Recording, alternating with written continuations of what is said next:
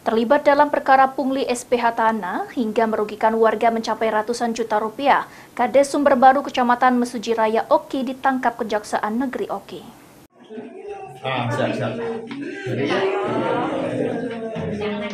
Kejaksaan Negeri Ogan Komering Ilir resmi melakukan penahanan terhadap Kepala Desa Sumberbaru, Kecamatan Mesuji Raya, Kabupaten Oki, Yulia Tia Eka Lestari.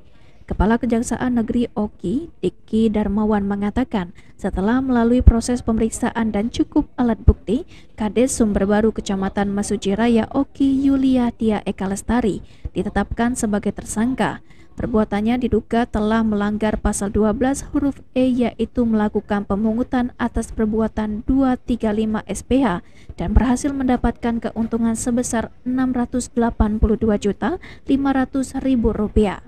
Selanjutnya yang bersangkutan akan dilakukan penahanan selama 20 hari lapas kelas 2B Kayu Agung.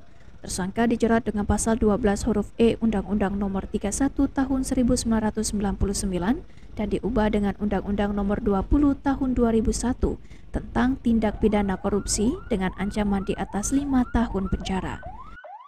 Melakukan penahanan terhadap saudari Eka Lestari. Beliau adalah Kepala Desa Sumberbaru, Mesuji Raya, Kabupaten Oki.